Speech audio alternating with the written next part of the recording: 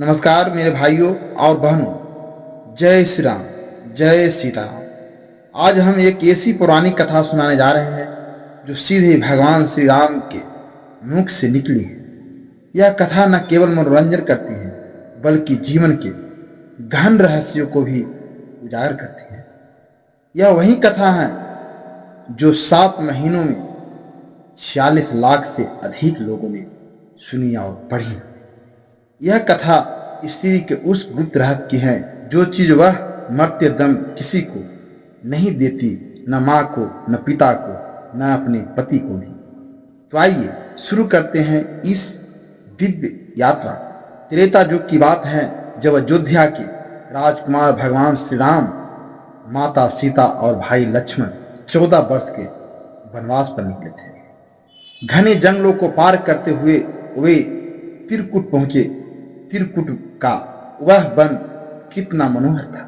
चारों ओर हरी भरी वनस्पतियां, बहती हुई नदियां, चहचहाते पंछी और ऊंचे ऊंचे पर्वत। सूर्य की किरणें पेड़ों के पत्तों से छनकर धरती पर सोने की तरह बिखर रही थी। हवा में फूलों की बादक सुगंध धुली हुई थी। भगवान राम एक विशाल बरगद वृक्ष के नीचे विराजमान थे। उनके चरणों में माता सीता बैठी हुई थी और लक्ष्मण थोड़ी दूरी पर धनुष बाण संभाले पहरा दे रहे थे। माता सीता ने भगवान राम की ओर देखा। उनके नेत्रों में वनवास की कठिनाइयों के बावजूद एक अलौकिक शांति झलक रही थी। अचानक सीता मां के मन में एक गहन प्रश्न उमड़ा। वे बड़े ही कोमल और मधुर स्वर में बोली, स्वामी, मैं आपसे एक बात पूछना चाहती हूँ। औरत अपनी एक चीज मरते दम तक किसी को नहीं देती, यहां तक कि अपने पति को भी नहीं। वह कौन सी चीज है? भगवान राम की ओठों पर एक दिव्य मुस्कान खिली। उनकी मुस्कान में तीनों लोगों की शांति समाहित थी। वे बोले, हे देवी सीते, आपने यह प्रश्न पूछकर समस्त मनुष्य जाति का कल्याण कर दिया। स्त्री चाहे कितनी भी पतिव्रता, सती या साध्वी क्यों न हो, लेकिन 3 बातें वह कभी किसी को नहीं बताती। अगर बता दी तो मुंह दिखाने लायक नहीं रहती। सीता मां की आंखें कौतूहल से चमक उठी। वे बोली, स्वामी, वे 3 बातें कौन सी हैं?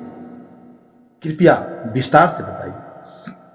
भगवान राम ने गंभीर स्वर में कहा, हे देवी, मैं आपको एक प्राचीन कथा सुनाता हूं। इस कथा को ध्यान से सुनिएगा। कथा का प्रत्येक शब्द अमृत के समान है। अंत में आपको सब स्पष्ट हो जाएगा।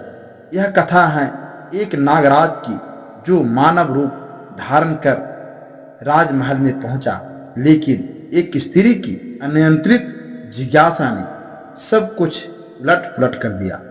लक्ष्मण ने भी कान लगाकर सुनना शुरू कर दिया। जंगल में सन्नाटा छा गया। केवल मंदाकिनी नदी की कलहल सुनाई दे रही थी। कथा की शुरुआत होती है प्राचीन काल से। एक ऐसा घना जंगल जहां दिन में भी अंधेरा छाया रहता था। पेड़ इतने ऊंचे कि आकाश को छूते थे। उसी जंगल में सपेरा का एक बड़ा झुंड भटक रहा था। ये सपेरे सर्प शिकारी थे। उनके पास बांस के पिटारे, जड़ी बूटियां, मंत्रों की थैलियां और लंबे डंडे थे। वे कई दिनों से यात्रा कर रहे थे। थकान से उनके चेहरे मुरझाए हुए थे। तभी एक सपेरे की नजर पड़ी एक विशाल छायादार वृक्ष पर। वृक्ष की डालियां फैली हुई थी और जड़ें जमीन में गहरी बैठी थी। उसकी छाप इतनी ठंडी थी कि गर्मी का नामो निशान नहीं था।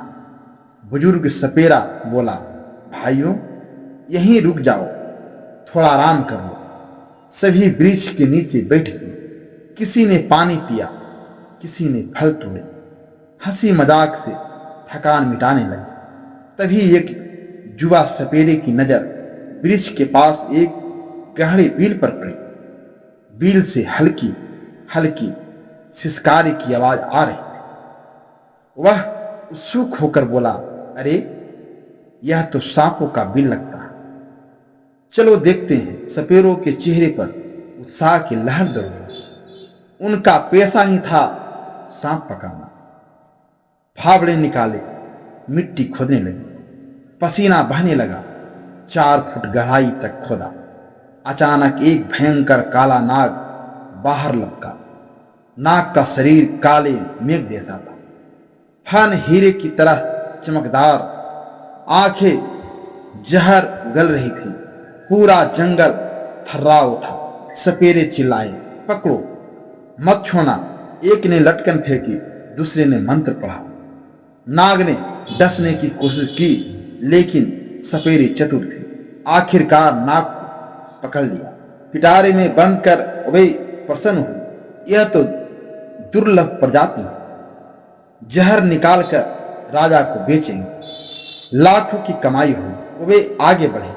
कुछ दूर चलने पर एक सपेरे ने कहा, इसके दांत निकाल लो, वरना रास्ते में खतरा रहेगा।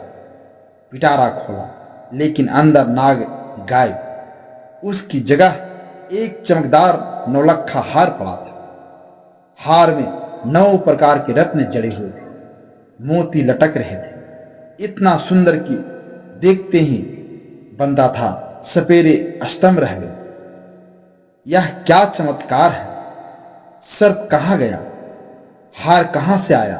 बुजुर्ग सपेरा बोला, यह भगवान की लीला है। चलो इसे राजा सूर्यसेन के पास ले चलते हैं, मुंह मांगा धन मिलेगा।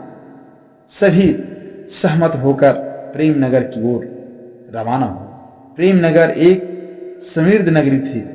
ऊंचे महल, चमकते बाजार, सुखी प्रजा। राजा सूरसेन का दरबार रोज लगता था। आज भी दरबार में मंत्री, सरदार, विद्वान और राज मित्र बैठे थे। अचानक सपेरों का झुंड दरबार में प्रवेश किया। राजा ने पूछा, कौन हो तुम लोग, क्या काम है? सपेरा बोला, हे राजन, हम सपेरे हैं। हमारे पास एक नौलखा हार है जो आपकी महारानी की गले की शोभा बढ़ा सकता है। ऐसा रत्न जड़ित हार आपने कभी नहीं देखा होगा। राजा उत्सुक होकर बोले, दिखाओ कैसा हार है। सपेरे ने पिटारा खोला। हार की चमक से पूरा दरबार जगमगा उठा। सभी आश्चर्यचकित। राजा सहित सभी ने वैसा हार पहले कभी नहीं देखा था। राजा सूरसेन बोले, तुम यह विचित्र हार कहाँ से लाए हो? सपेरे बोले, हे राजन, हमें यह जंगल में मिला, सोचा क्यों न राजा का भेंट कर दे। राजा बोले, ठीक है, हम तुम्हारी भेंट स्वीकार करते हैं। यह हार पाकर रानी बहुत खुश हुई। उसी समय राजा ने मंत्री को आदेश दिया, इन सपेरों को 1 करोड़ सोने की मुद्राएं दो और सम्मान पूर्वक विदा करो। इस प्रकार राजा ने पिटारा अपने पास रख लिया और सपेरों को इनाम देकर विदा कर दिया। सपेरे तो धन लेकर चले गए। राजा सूरसेन सोचने लगे, आज यह हार रानी को भेंट करूंगा, वे बहुत प्रसन्न हुए। पूरे दिन दरबार में राजकाज करते रहे, लेकिन मन में वही विचार घूमते रहे, कितना सुंदर हार है। धीरे धीरे शाम हो गई। दरबार समाप्त कर राजा महलों में गए। पिटारा बगल में दबाया हुआ था। महारानी चंदा रानी ने देखा कि महाराज आ रहे हैं और हाथ में कुछ है। उन्होंने पलंग बिछाया। राजा पलंग पर बैठ गए और बोले, हे महारानी, आज मैं तुम्हारे लिए एक अनमोल वस्तु लाया। इसे देखकर तुम खुश हो जाओगे। महारानी बोली, महाराज ऐसा क्या लाए हो? राजा ने पिटारा आगे बढ़ाया। खुद देख लो। रानी ने पिटारा खोला। अंदर एक 7 दिन का बालक लेटा हुआ था। अपना अंगूठा चूस रहा था।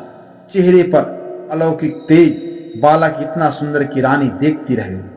वे बोली, महाराज इसमें तो सुंदर बालक है। राजा को विश्वास नहीं हुआ। उन्होंने खुद देखा, सच में बालक। राजा के आश्चर्य का ठिकाना न रहा। राजा और रानी निसंतान थे, वर्षों से संतान की कामना करते थे। दोनों ने सोचा यह भगवान विष्णु का वरदान है, आज से इसे अपना पुत्र मानकर पालेंगे। दासियों वार्तालाप सुन रही थी। रानी ने पूछा, यह बालक किसने दिया? राजा ने बताया, सपेरा ने हार दिया था जो बालक बन गया। अब इसका राजसी पालन होगा, यही राजगद्दी का वारिस होगा। उसी दिन से राजा रानी ने बालक को पुत्र बत पाला। दरबार में घोषणा की, रानी के गर्भ से पुत्र जन्मा। प्रजा ने उत्सव मनाया, नगर में खुशियां छा गई। बालक धीरे धीरे बड़ा हुआ, नाम रखा नागराज। गुणवान सुंदर विद्वान 21 वर्ष की आयु में जुआ। राजा सूर्यसेन बूढ़े हो चुके थे। एक दिन रानी से बोले, अब पुत्र का विवाह कर दे। रानी सहमत दिया। पड़ोसी राज्य आनंदपुर के राजा राजभजन की कन्या मनमोहनी प्रसिद्ध थी। 14 विधाओं में पारंगत, वेद पुराण, संगीत, नृत्य, सत्य, राजनीति सब जानती थी। राजा राजभजन ने विवाह के लिए नाई और पंडित भेजे। वे कई राज घूमे, लेकिन मनमोहनी के लिए योग वर न मिला। अंत में प्रेमनगर पहुंचे। दरबार में राजा सूर्यसेन ने पुत्र दिखाया। नाई पंडित प्रसन्न किया। विवाह तय हो गई। धूमधाम से बारात गई, धूमधाम से विवाह हुआ। मनमोहनी प्रेमनगर आई, समय बीता। राजा ने पुत्र को युवराज बनाया। नागराज राज संभालने लगा। सब खुशी थी, लेकिन एक दिन मनमोहनी दासी से बात कर रही थी। दासी बोली, महारानी, महिलाओं के पेट में बात नहीं रुकती। राजकुमार असल में सपेरा का चमत्कार है, राजा का पुत्र नहीं। मनमोहनी ने मन में शंका था। शाम को राजकुमार से पूछा, प्राणनाथ, आपके माता पिता कौन हैं? राजकुमार बोले, महाराज सूरसेन और महारानी चंदा। मनमोहनी अड़ी, नहीं, आप छुपा रहे हैं। गंगा माई की कसम, सच बताओ। राजकुमार धर्म संकट में पड़ गया। समझाया, लेकिन न माने। बोले, ठीक है, नदी किनारे चलकर बताता हूं। रथ सजाया, वन विहार का बहाना कर निकले। नदी किनारे पहुंचे।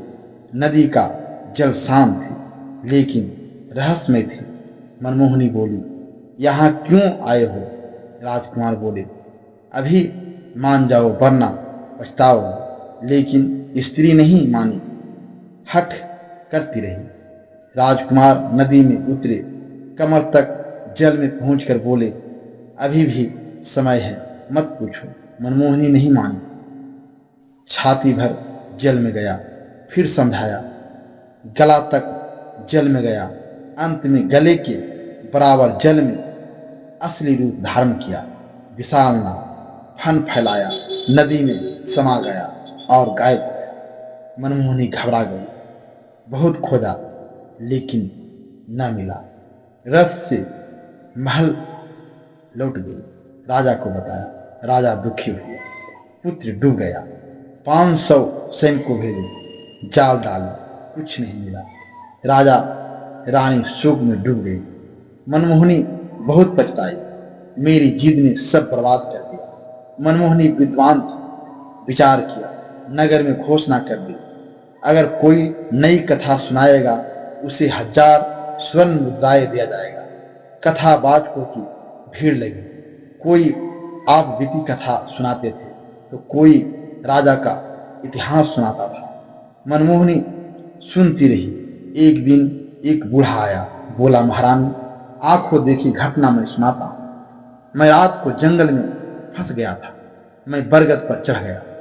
आधी रात को झाड़ू लगाने वाला आया, पानी छिड़कने वाले आया, कुर्सियां लगाया, सिंहासन लगाया, तंबू लगाया। फिर विचित्र प्राणी आया, आधा मनुष्य आधा नाग था। नाग दरबार में युवराज रोया, हाय मनमोहनी। मनमोहनी कांप उठी। बाबा, वह स्थान दिखाओ। बूढ़ा डरा, लेकिन धन का लालच था। रथ सजाया, फिर वहीं जंगल पहुंचा जहां वह सब कुछ देखा था, और दोनों पेड़ पर चढ़ गए। रात हुई, प्रार्थना की। आधी रात को वहीं चमत्कार हुआ। नाग दरबार में युवराज रोता हुआ मनमोहनी पेड़ पर से उतरी। नागराज नागराज मानव रूप में था। दोनों ने गले लगाया। तुम यहाँ क्यों आए हैं? यहाँ तो खतरा था।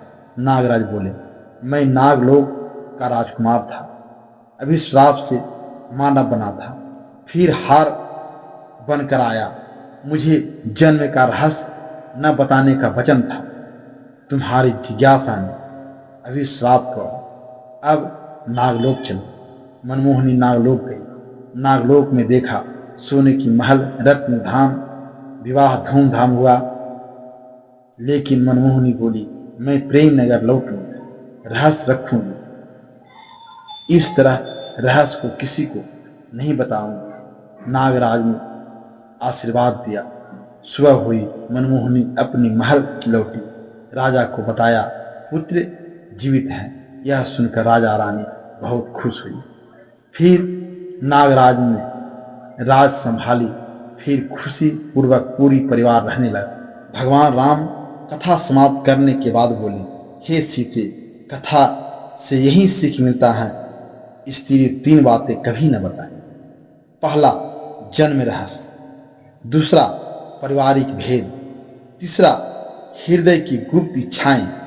ये मरते दम तक पति को भी न दो। यही स्त्री का तीर्थ है। सीता मां ने प्रणाम किया। ज्ञान मिला। लक्ष्मण ने सुना। तीनों वनवास के लिए जारी हुए। भाइयों बहनों, यह कथा जीवन का संदेश देती है। जिज्ञासा सीमा में रखो। स्त्री की शक्ति उसके रहस्यों में, पुरुष का कर्तव्य विश्वास। आज के युग में जहां रिश्ते टूटते हैं, यह उपदेश अमृत है। इस कथा को शेयर करें, राम नाम जपें, कमेंट में जय श्री राम जरूर लिखें। और हाँ, चैनल पर नए हैं तो सब्सक्राइब करना न भूलें। धन्यवाद।